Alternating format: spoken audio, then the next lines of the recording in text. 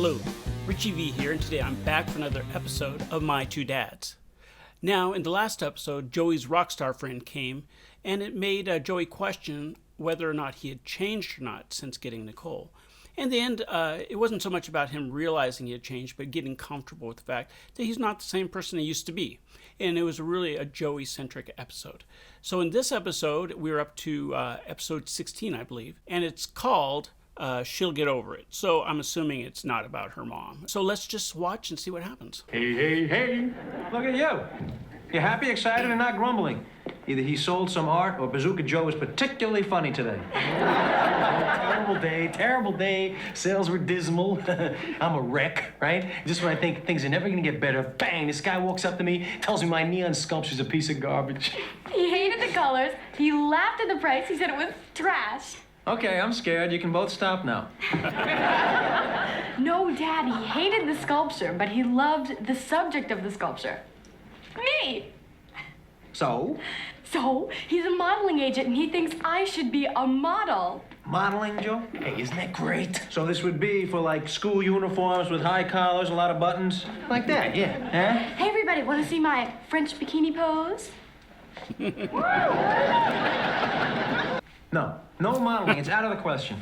Hey, will you calm down, okay? Don't get yourself all worked up. I checked the guy out already. This guy's a reputable model agent. Oh, yeah? Tell me something. How many rings was this guy wearing? How big was his hat? Well, I checked him out, okay? I checked him out. You know these, those fake fingernail commercials? This guy represents the hands. And he's sending me on my first interview tomorrow. I hope they think I'm pretty.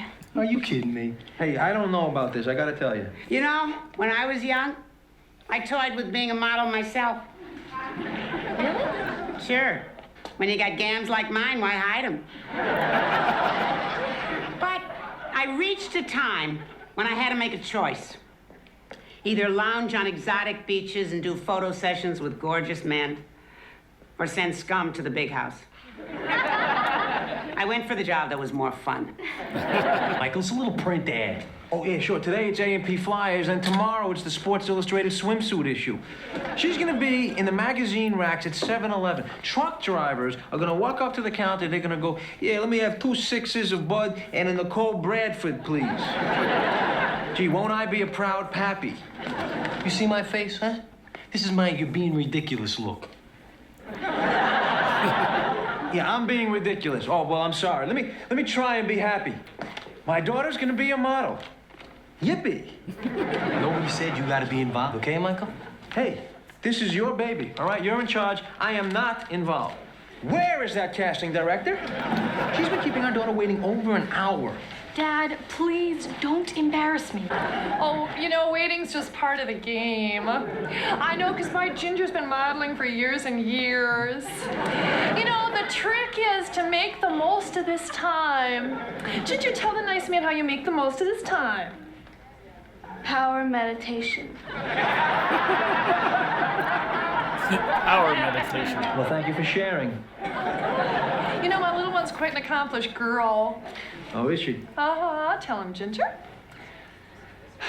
3 years training in classical ballet, 4 in drama. And a year of kabuki at Juilliard. I'm gonna read now. Speaking of which... Don't tell me. Ginger can drive the big rigs? Dad, I don't belong here. I'm way out of that girl's league. Nicole Bradford. Yes. Oh, honey, you're not going to wear that, are you? Oh,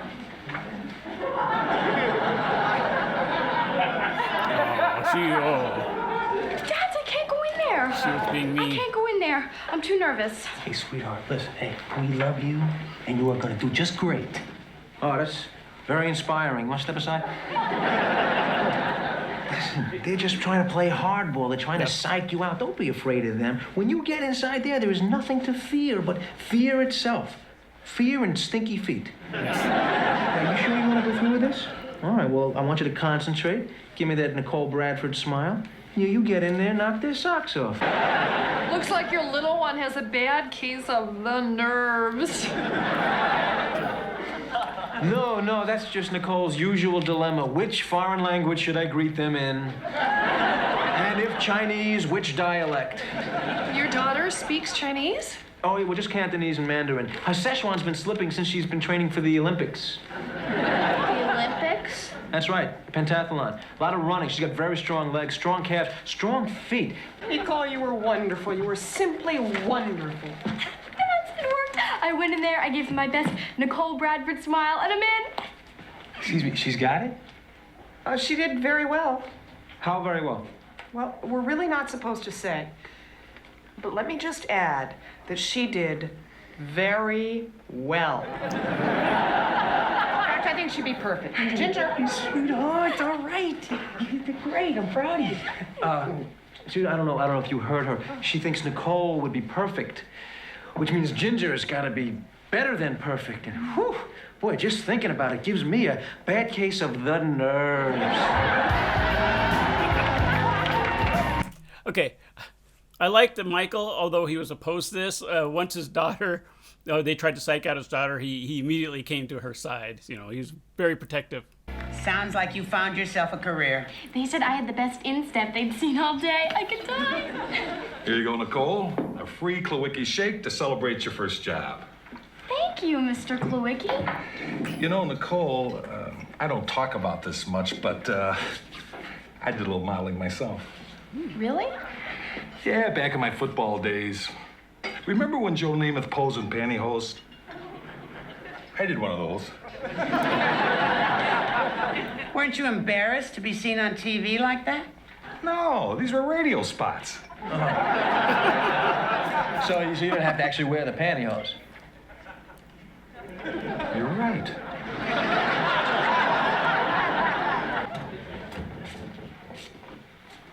We gotta talk. Uh-oh. Bad news. I can read it in his eyebrows. See, it's like the hair over his eyes stands up and spells, I am the messenger of death. Are your eyebrows the messenger of death, Joe? I'm afraid so. Hey, Dad, how's it going? Uh-oh, eyebrows. Sit down, sweetheart. No, Sit down a second. I talked to the casting lady. Oh, no. They changed the ad. It's gonna be just feet, and now they sort of want the person's face looking at the feet. And my face isn't good enough to look at my feet? Hey, what do they know? They know faces. I knew it the minute I walked in there. All those girls are so beautiful. How could I possibly compete? No.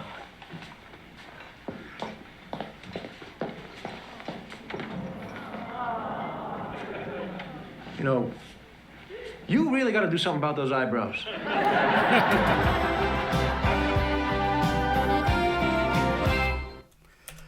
Yeah, Nicole's feeling a little down.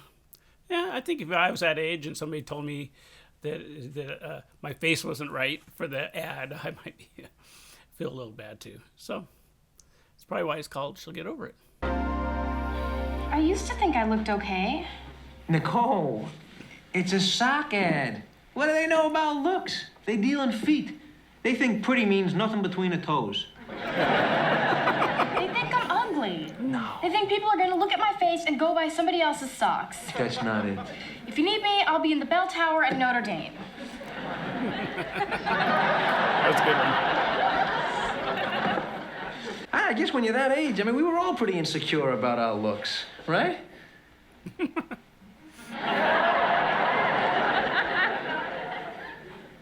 How about if I make coffee? Oh, please, come on. Well, you never stood in front of a mirror and wondered if any girl would ever date you? Regular or decaf?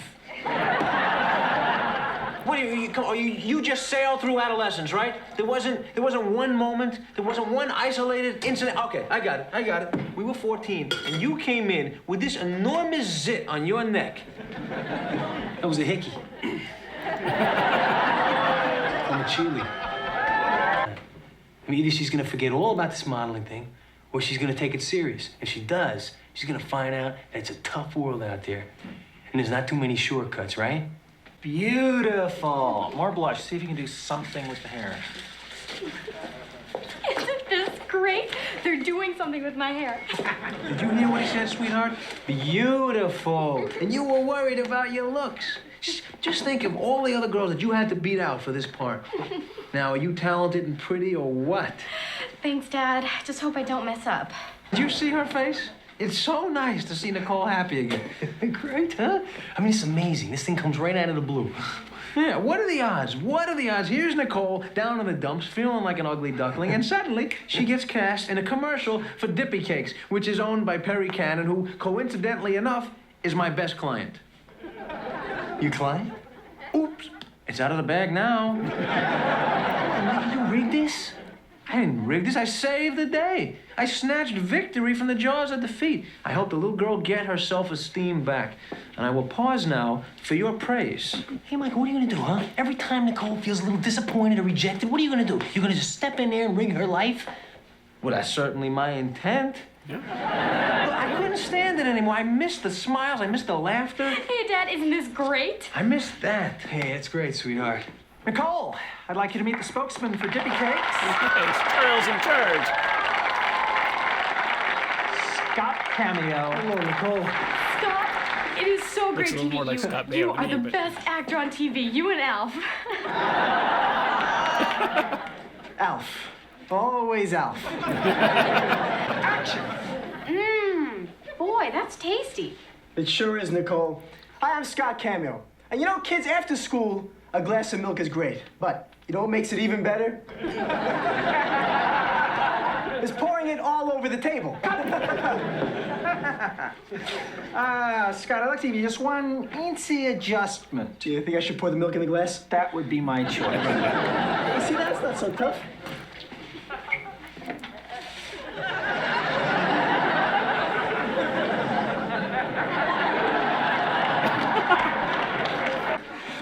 Third time's a charm, right, Mr. $10,000 a day?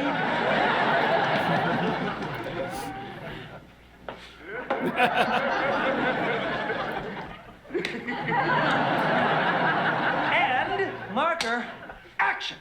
Boy, that's tasty. It sure is, Nicole. Hi, I'm Scott Cameo. After school, a glass of milk is great, but you know what makes it even better? A chocolatey, smooth, cream-filled dippy cake. That's dippy cake. Like, kids, go out and tell your mom right now that Scott says, buy a case. Right now. Love it! Print it! That's a wrap! Great, Nicole. You can go sign out. Say, ooh, come here.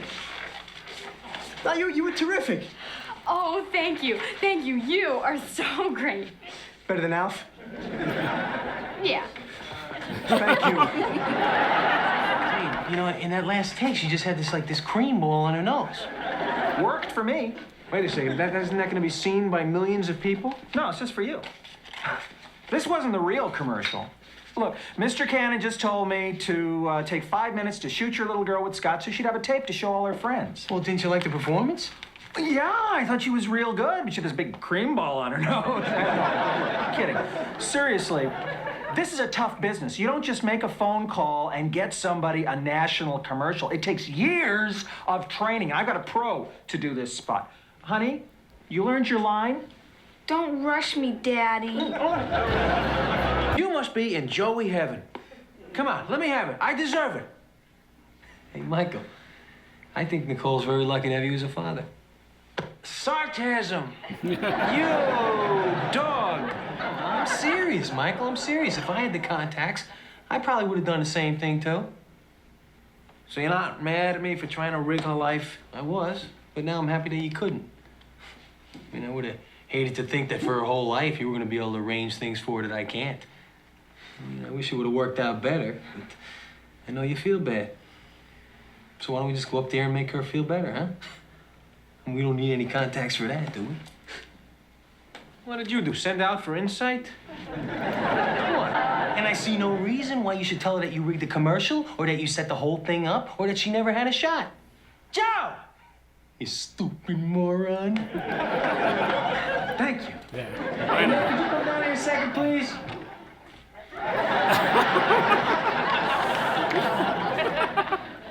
I think she may be worse off than we thought. Yes, Dad?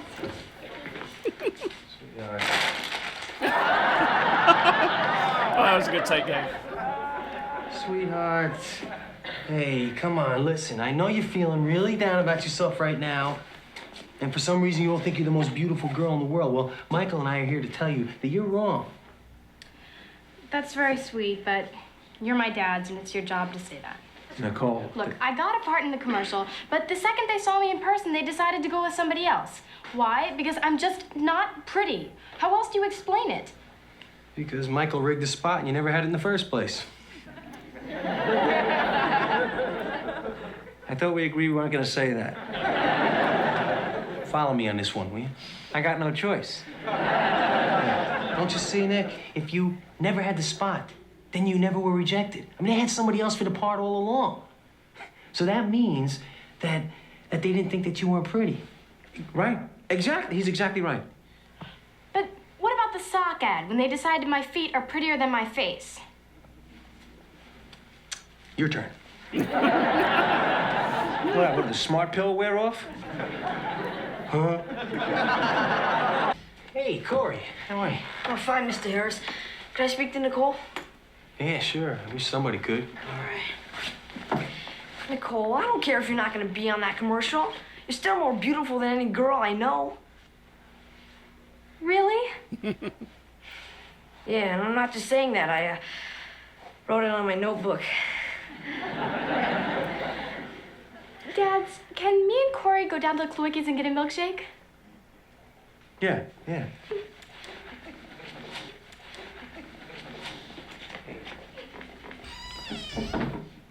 Joe, how come when he says it, she buys it? I don't know. I'm just trying to figure out how the little guy knew to come up here exactly the right time to say exactly the right thing. You're welcome. Yep. All right, that was a pretty good episode. When I was younger, I played a lot of guitar, and a lot of people, when they'd see me playing guitar, would say, you know, I always wanted to play guitar. But you see, there's guitar players, and then there's not guitar players. If you really are a guitar player, nothing's going to stop you from playing that guitar. And if you like the idea of playing guitar, but you don't like the hours of practice it takes, then you'll play it for maybe a week, maybe get a book and practice, and then you'll grow tired of it and never pick it up. And years later, you'll see somebody playing guitar and say, "Oh, I always wanted to," you know, as long as it took no effort or work. And so I thought that advice that Joey gave, that, you know, life is pretty tough. If it's meant to be, she's not going to give up after just one rejection, if that's what she wants to do. On the other hand, if she does just say, okay, that's it, I tried, then maybe it probably wasn't for her. So I thought that was good advice from Joey.